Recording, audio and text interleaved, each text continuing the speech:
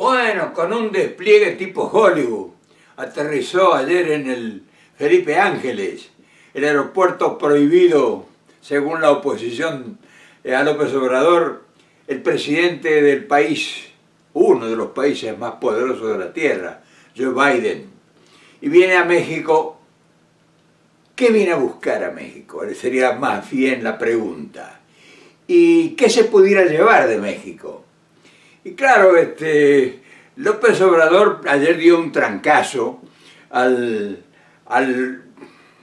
presentarse él como un ganador en una lucha interna, intestina, que posiblemente a lo mejor ni Biden ni la sabía, entre López Obrador y la oposición, que descalifica todo lo que el presidente hace.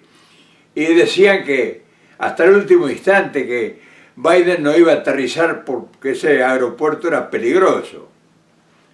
Y claro, aterrizó Biden y no sé qué habrá dicho con el silencio de la oposición. Pero ahora el tema ya pasa, ya se transformó. Es decir, el tema es importante porque el Biden viene a buscar algo, ¿no? Si no, esta gente no se mueve con semejante aparatosidad. Parecía una invasión, una aparatosidad descomunal en todos los órdenes. Y uno se pregunta, ¿le podrá enroscar la víbora a López Obrador, que no se chupa el dedo ni cuando duerme? Y no, acá nosotros, o sea, vamos a ponerlo de entrada, desearíamos que esto sea la puntapié, la patada inicial, el puntapié inicial para un gran proyecto.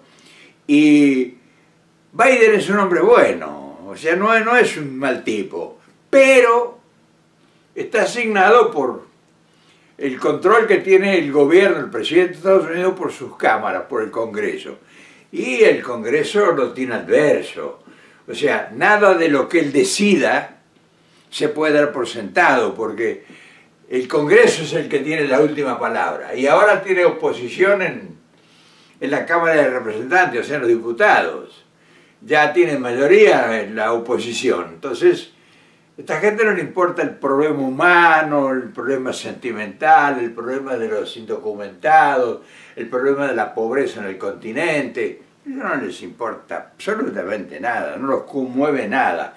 Ellos son cavernarios, o sea, son opositores. Entonces lo que acuerde el presidente de Estados Unidos, Joe Biden, en México, a pesar de ser una gran persona y un tipo con mucha nobleza y con muchas ganas de hacer cosas, no crean que es tan fácil la cosa. Por eso nosotros que conocemos un poco, queremos ser cautos, porque una cosa es el deseo y otra cosa es la realidad que los intereses mandan. Acá no se olviden que la política está relegada del poder. Acá los que mandan es el poder corporativo, el poder financiero y el poder militar. O sea, no es así que manda el presidente y los políticos. Los políticos en todo caso tienen que acompañar las grandes decisiones de los intereses. Y claro, eso a veces permite una interpretación errónea de las cosas. No se puede creer en los norteamericanos, porque... Y cuando operan sobre todo en nuestros países, desprovistos de inteligencia para identificar el problema, le echan la culpa a Estados Unidos. Pero acá es un nido de serpientes. O sea, acá el poder se discute paso a paso y se sacan los ojos. O sea, el poder, los gobernadores, los diputados acá, los representantes, los senadores, la extrema derecha. O sea, la extrema derecha no cree en nada. Y que, si es posible, por ejemplo, un acuerdo, el Plan Mérida, era mandarle a los gobiernos anteriores a López Obrador helicópteros artillados para terminar con el problema de los cruces de la inmigración de Centroamérica, de la gente hambrienta de Centroamérica a golpear la frontera de Estados Unidos. No hablaban de ayudar, de crear fuentes de trabajo, de inversión en las regiones, para aminorar el peso de la necesidad. En fin, ese problema social que hay en todo Centroamérica, producto de la expoliación del poder corporativo que opera en Centroamérica.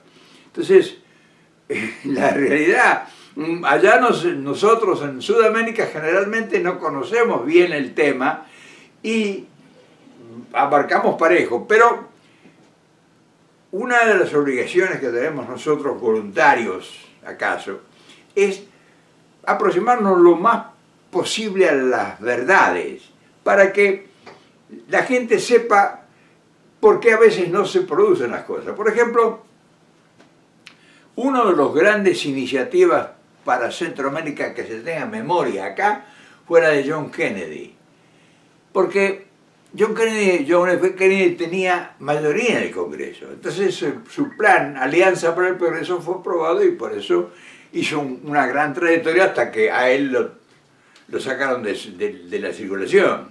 Entonces todas esas cosas nosotros tenemos la obligación de saberlas y por eso lo primero que preguntamos, bueno, ¿qué viene a hacer Biden?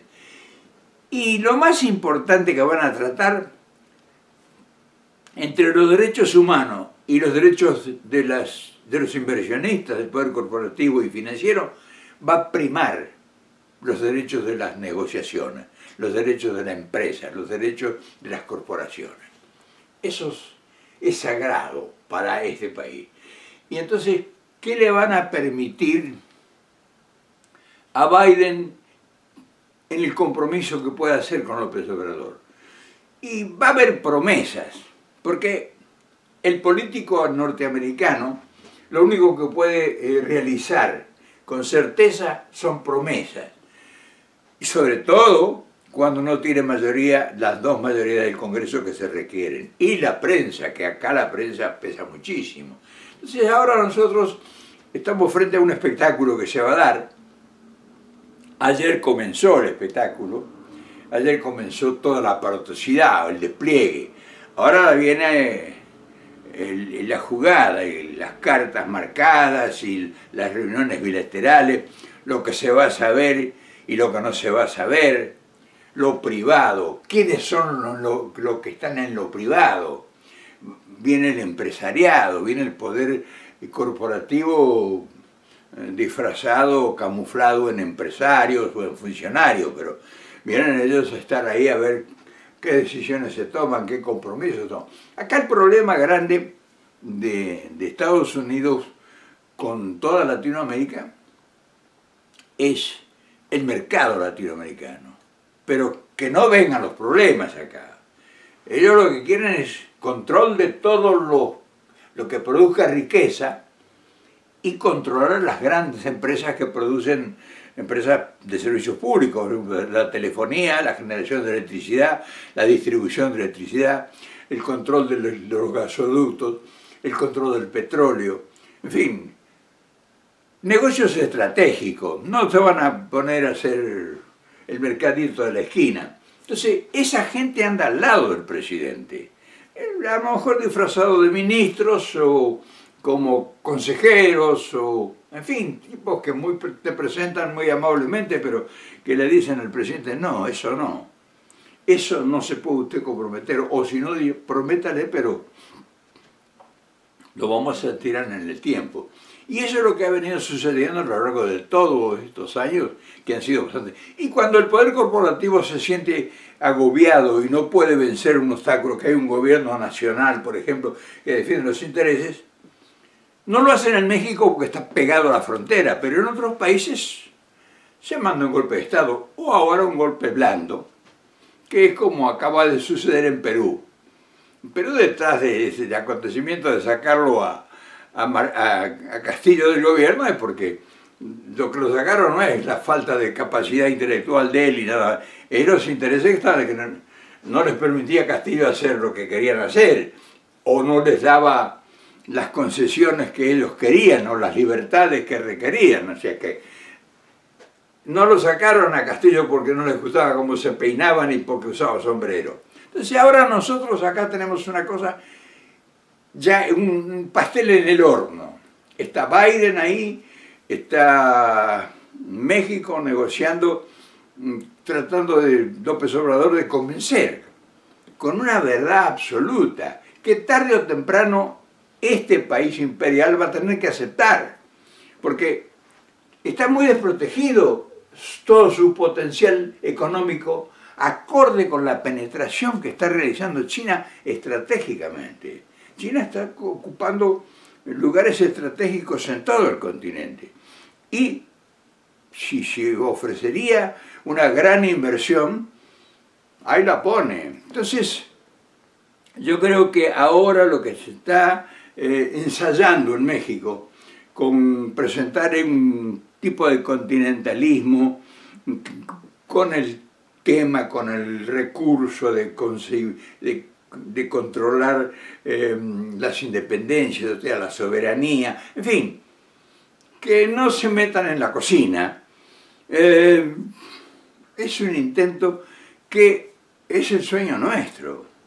O sea, es lo ideal para, no solamente para normalizar el continente y sacar esa ceguera de que solamente viniendo a Estados Unidos está resuelto el problema. Nosotros tenemos tanta riqueza allá y tantas posibilidades como hay acá. Lo que pasa es que acá están operando y allá están sacando agua del pozo, nos están dejando sin agua. Entonces, esas luchas desconocidas para las grandes mayorías son las que nosotros tenemos la obligación, no de resolverlo, nosotros tenemos capacidad para, sino de comentar el tema y señalar por qué muchas cosas no se realizan.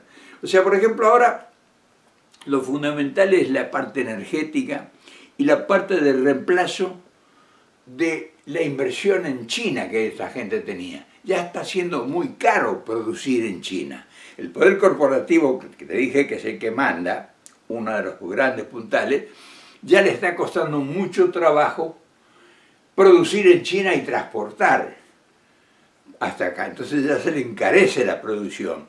Y China pues ya tiene un poder de penetración hegemónica que ya negocia, ya es socio de igual a igual con el empresariado. Entonces hay muchas empresas que ya quieren volver a su fuente, pero no pueden volver acá porque acá un operario especializado mínimo que gana son $25 la hora. Y acá cruzando la frontera tal vez lo consiguen por menos de $5 la hora. Entonces, posiblemente venga un aluvión de inversiones a México, como ya están llegando, porque la mano de obra en México es la tercera parte del costo que sería producir aquí. Entonces, eso es la fuerza de López Obrador, que dice, bueno, yo te paro, así, me pones a mí de gendarme, yo no puedo hacer el gendarme de darle palos a la gente, no me mandes helicópteros, yo no necesito helicópteros ni la penetración de las agencias de inteligencia, yo lo que necesito es dinero para generar fuentes de trabajo precarias, porque son monedas lo que cuesta detener a la gente. La gente prefiere no irse de sus casas, de sus raíces, de sus países, de sus pueblos. Emigra por necesidad, por hambre, y emigran familias a veces. Entonces, todas esas cosas nosotros que conocemos el motivo, sabemos que aparentemente sería facilísimo. ¿Por qué Estados Unidos aprueba un presupuesto de miles de millones para ayudar estratégicamente a Ucrania, por ejemplo? El Congreso lo aprueba en plenitud, sin oposición, y para dar la mitad de esa proporción que decidieron ayudar a Ucrania o a Israel o en fin, a otro país asociado, no hubo discusión, porque no hay conciencia del problema y del peligro que significan 600 o 700 millones de hambrientos. Ellos creen que solamente son enemigos los que pueden pulsar las armas o los que pueden gatillar la energía nuclear. Y el hambre al final va a terminar con todo eso, que es el problema que tienen aquí en el patio trasero de ellos. Por supuesto que ahora los temas de discusión van a ser en la lucha al narcotráfico, porque está pesado. Y eso para ellos es agenda principal. La lucha del narcotráfico y el tránsito de miles y miles de gente que está golpeando las fronteras. Pero no solamente de Centroamérica, vienen de todas partes, de Cuba, de Nicaragua, de Venezuela, de Colombia, en fin, de Ecuador, de Perú, no sé, de Brasil. O sea, y todos, la vía es México. Y México, esta gente le pide que sea el gendarme, que los pare. Y no nos puede, ¿qué va a hacer? Lo expulsan de acá y los va a expulsar México, no, como hoy dijo López Obrador, o ayer dijo. ¿Cómo vamos a convertirnos nosotros también en mandar de vuelta a los inmigrantes, a la gente que está desvalida totalmente? Les crea por lo menos una fuente menor de trabajo muy modesta para que sobrevivan y, en fin.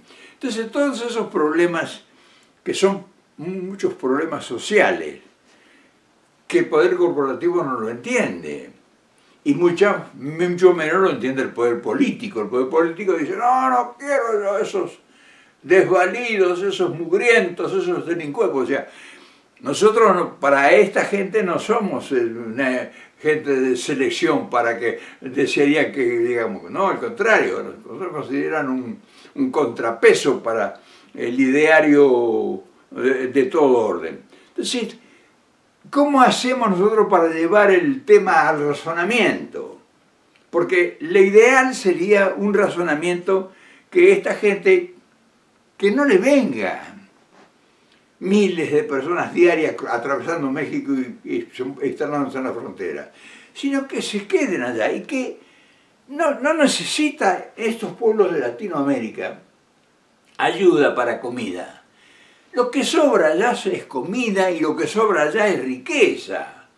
Lo que faltan son dirigentes políticos avesados que entiendan el problema y negociadores para que, al igual que López Obrador, se presenten y negocien con esta gente realmente las conveniencias y las coincidencias que se pudieran lograr. En 10 años, si esta gente entendiera el problema, en 10 años se convierte en un vergel todo el continente.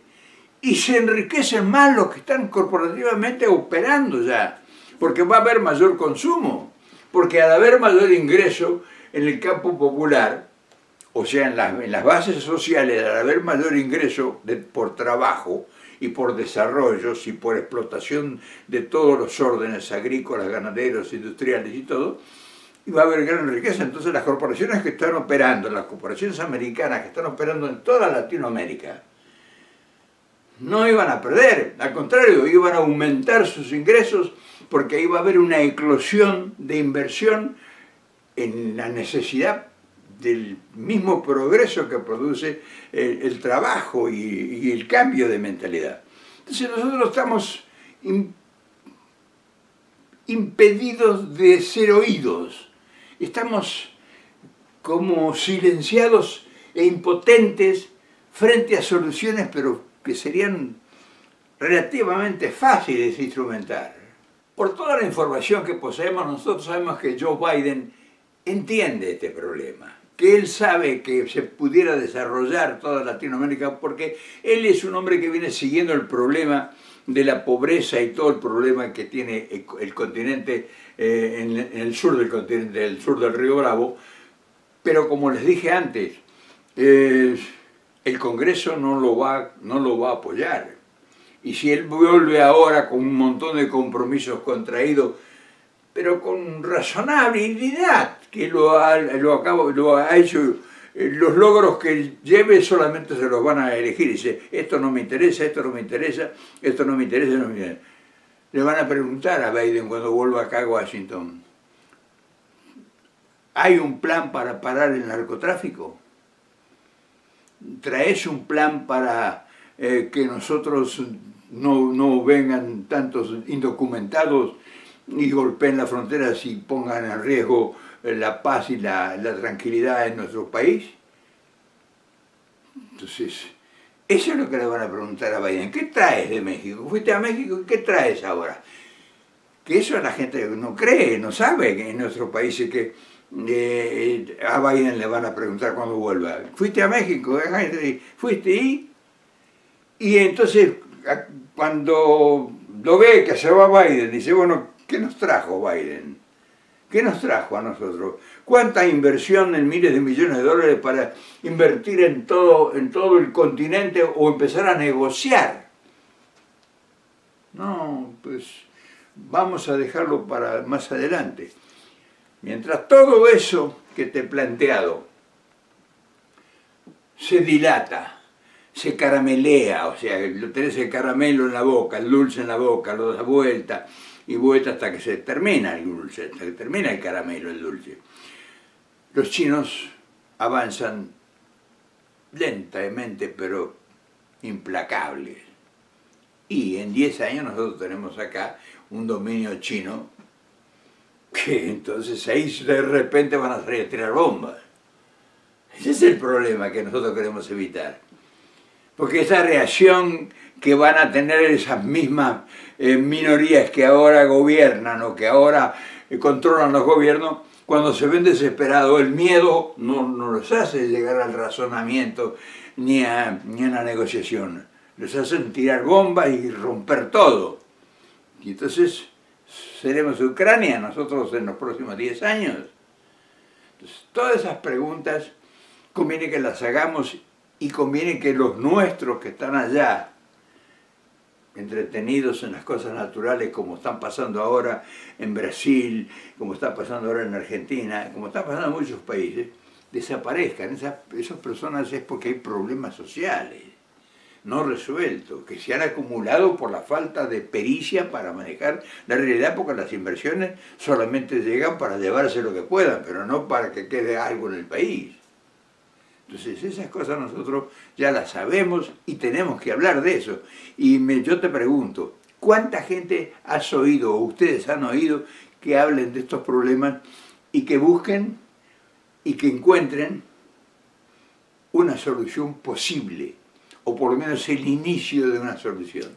Yo te pregunto porque a lo mejor ustedes tienen más información que yo.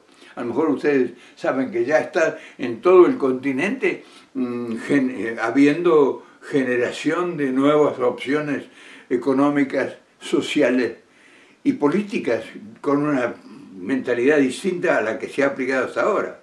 Entonces, todas esas cosas es bueno conversarlas todos los días. Por eso, ahora que llegó Biden ayer con esa operación cinematográfica y que ha deslumbrado a todo el mundo, vamos a ver, una vez que se dilucide toda la menudencia, a ver qué queda en el sedazo, a ver cuáles van a ser los beneficios que vamos a poder heroicamente sustentar y decir, no, pero llegó Biden y trajo un montón de posibilidades extraordinarias y ahora empezamos la marcha. El continentalismo tiene que estar activo en todo momento, esperando no la casualidad, sino esperando que se produzcan los hechos. Y en la medida que China siga avanzando, se agrandan las posibilidades que nosotros tengamos de resolver estos problemas que te he planteado hoy. Pero si China no se va a detener, así que estate preparada porque en cualquier momento nos convertiremos en protagonistas, aún contra todo el Congreso, el poder corporativo, el poder financiero y el poder comunicacional que hoy está en una minoría en sus manos. No sé si te sirve esto, pero te puedo asegurar que detrás de esto hay grandes verdades que a lo mejor por otra persona serían mejor explicadas que por nosotros. Pero bueno, hacemos lo que desde el pueblo se puede hacer. Enunciar, denunciar y visualizar el problema. Lo demás vendrá gente entendida que sabrá cómo hacerlo. Te mando un gran abrazo y mañana sabes que siempre me encuentres en algún rincón.